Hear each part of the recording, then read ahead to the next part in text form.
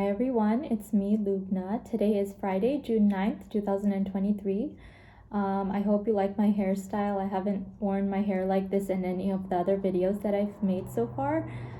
Anyway, for today I wanted to make a quick video to discuss some of the writings of Ralph Waldo Emerson. So Ralph Waldo Emerson was a transcendental poet and essay writer. And I remember that when I was a junior in high school, we read Walden Pond, the essays written at Walden Pond by Henry David Thoreau.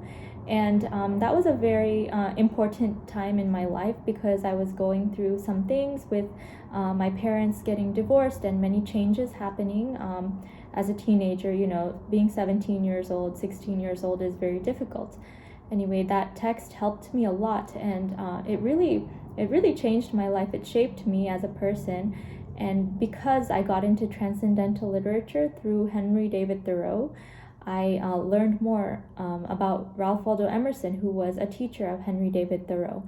And that's how I got to know more about Ralph Waldo Emerson's writings and essays and poetry. And there's a poem by Ralph Waldo Emerson called Goodbye World.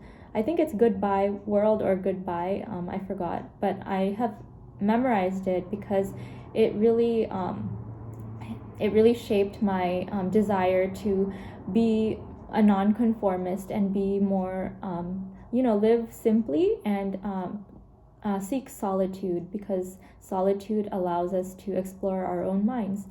Anyway, I would like to recite that poem out loud to you and then comment on it. So here it goes. Oh, when I am safe in my sylvan home, I tread on the pride of Greece and Rome. And when I am stretched beneath the pines, where the evening star so wholly shines, I laugh at the lore and pride of man, at the sophist schools and the learned clan. For who are they in all their high conceit, when man in the bush with God may meet?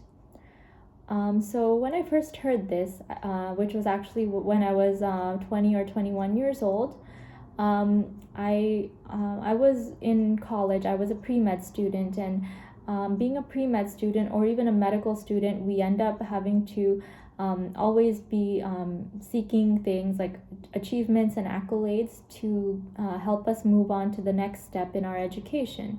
And I found myself having to compare myself to other people.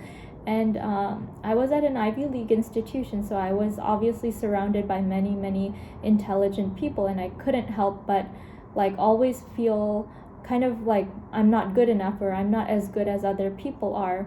And I noticed that in classes, especially discussion-based classes, a lot of my classmates and also my professors would speak in a way that was very wise, using very complex vocabulary and just in a pompous way. And not to say that everyone was like that, but I often felt like it was like that, kind of elitist.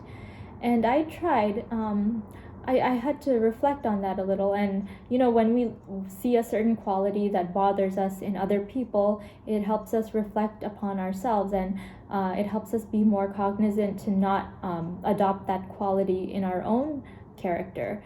And I always promised myself that I would be more simple and speak about topics in a way that is relatable to other people, who, regardless of their level of education. And that's what I try to do here in my videos. Anyway, the last couple of lines from that poem really speak to me, what he was saying about the sophist schools and the learned clans. For who are they in all their high conceit, when man in the bush with God may meet? So all of these people who claim to be very wise and educated and have many accolades, while that is admirable, an admirable thing in society,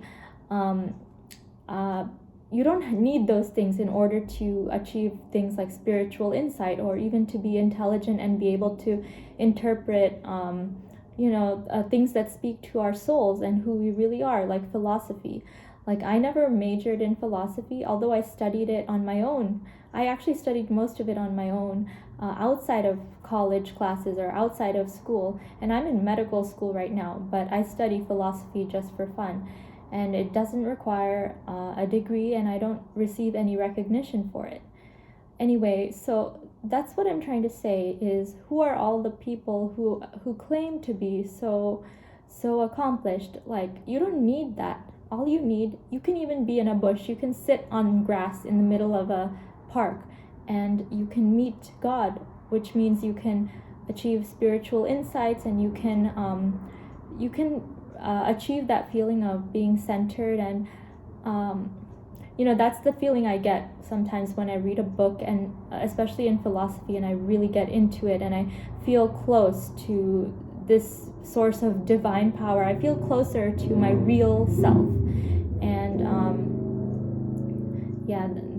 that's what I'm trying to say, based on that poem. So we should seek solitude rather than to be among only seek to be among educated people and people who have many degrees and all of that stuff. Like, it's kind of superfluous. You don't need all of that. You just need to be by yourself and read books and seek knowledge. Simply seek knowledge, just for the sake of seeking knowledge, not for any other, as a means to an end or anything. Anyway, thank you so much for taking the time to listen to my video today, and I hope you have a wonderful day, afternoon, evening, or whatever it is, wherever you are in the world.